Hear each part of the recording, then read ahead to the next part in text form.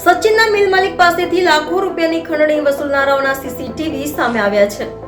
સુરતના સચિન ખાતે મિલ ધરાવતા મિલ માલિકોને જીપીસીબીમાં ફરિયાદ કરવાનું કહી ધમકાવી તેઓ પાસેથી કરોડો રૂપિયાની ખંડણી પેટે માંગણી કરનાર ટોળકીના બેને પોલીસે ઝડપી પાડ્યા હતા।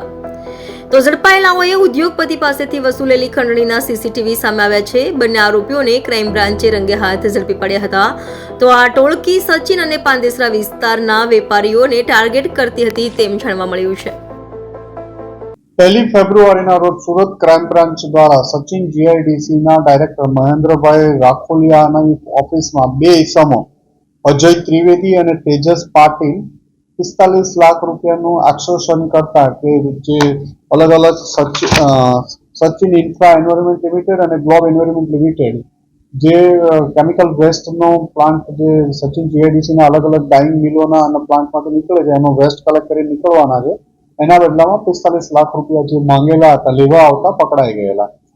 આ બંને ઇસમોની ધરપકડ પછી એમના ઘર સર્ચ કરવામાં આવ્યા હતા। એમના ઘરેથી અલગ અલગ ફાઇલો અને કોમ્પ્યુટર એમનું સીઝ કરવામાં આવ્યું હતું। કોમ્પ્યુટર એફએસએલમાં મોકલવામાં આવ્યું છે। ફાઇલો અને એમના મોબાઈલની ચેટ વગેરે સર્ચ કરતા એમને બીજા અમુક અત્યારે નામ નથી આપતા પણ અલગ અલગ ઇન્ડસ્ટ્રીઝના લોકો વિરુદ્ધના પાંડેસરા અને સચિન જીઆઈડીસીના અલગ અલગ લોકો વિરુદ્ધના નામ સાહેબના જે રેકોર્ડ કબજે કરવામાં મને ફાઇલમાંથી મળી આવ્યા છે કે જેમને એ લોકો બ્લેકમેલ કરવા માટે એમના વિરુદ્ધ અરજીઓ કરતા હતા અને એ ડેટા મળી આવેલો છે। અમુક કિસ્સાઓ અમારી પાસે રૂબરૂ પણ અહીંયા ફરિયાદ માટે આવેલા હતા। લેખિત ફરિયાદ નથી આપી એમણે હજી સુધી। એમને લેખિતમાં ફરિયાદ આવવા માટે સમજાવવામાં આવ્યા છે કે એમને ફરિયાદ કરવા માટે। આમ આ બંને લોકો 2 થી વધુ લોકોનું એક્સટોર્શન કરેલાનું જાણવા મળ્યું છે। એ લોકો લેખિત કાર્યવાહી કરવા માટે એમને સમજાવવામાં આવ્યા છે અને કદાચ નજીકના ભવિષ્યમાં આમના વિરુદ્ધ બીજા ગુના દાખલ કરવામાં આવશે।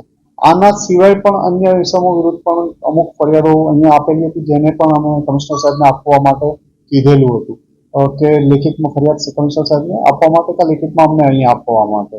એટલે ફરિયાદીઓ જે ડરીને ફરીથી અપીલ કરીએ છીએ કે કોઈએ ડરવા સિવાય જો કોઈને કામના વિરુદ્ધ કોઈ કાયદેસર કાર્યવાહી કરાવી હોય કે બીજા કોઈ ઇસમ વિરુદ્ધ કરવી હોય તો પોલીસનો સંપર્ક કરી શકે છે। આમની પાસેથી જીપીસીબીમાંથી પણ રેકોર્ડ મેળવવાનો પ્રયત્ન કરીએ છીએ કે અલગ અલગ કયા લોકો વિરુદ્ધ એમણે એપ્લિકેશનો કરેલી હતી અને એ રેકોર્ડ મેળવીને પ્રયત્ન કરીએ છીએ અને એમના ફોનમાંથી જે કંપનીઓ મળી છે તમામને એપ્રોચ કરીને એમને પણ એક્સટોર્શન કરેલું છે કે નથી કર્યું એમનું એ પણ પ્રયત્ન કરીને એમની પણ ફરિયાદ લેવાની કાર્યવાહી કરી રહ્યા છીએ। એમના આરટીઆઈ ઘણા લોકોનું નામ અત્યારે જાહેર નથી કરતા પણ એમના ફોનમાંથી અને જે એમના ફિઝિકલ રેકોર્ડ મળ્યું છે એમાં ઘણા વિરુદ્ધ એમણે આરટીઆઈ કરેલી છે અને રેકોર્ડ મેળવવા માટેનો જીપીએસસીબી અલગ અલગ જગ્યાએ પ્રયત્ન કરેલું છે। પૈસાનો ચોક્કસ ઉલ્લેખ નથી પરંતુ એમણે 2 થી વધુ લોકો પાસેથી એમાઉન્ટ મોટી લીધેલાનું માહિતી મળેલી છે।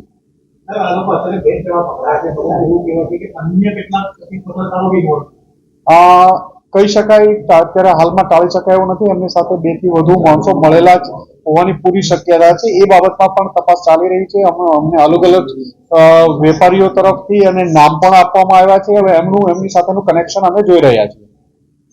બીજી પણ સામે આવી છે કે અધિકારી સાઠગાંઠમાં પણ આ લોકો બિલ માલિકો પાસેથી અત્યાર સુધી એવું રેકોર્ડ ઉપર નથી આવ્યું પણ એ ઇન્વેસ્ટિગેશનમાં જો કોઈ આવેલું હશે કે એમનું પણ સાથે સાઠગાંઠ હશે તો એમના વિરુદ્ધ પણ કાયદેસર કાર્યવાહી કરવામાં આવશે।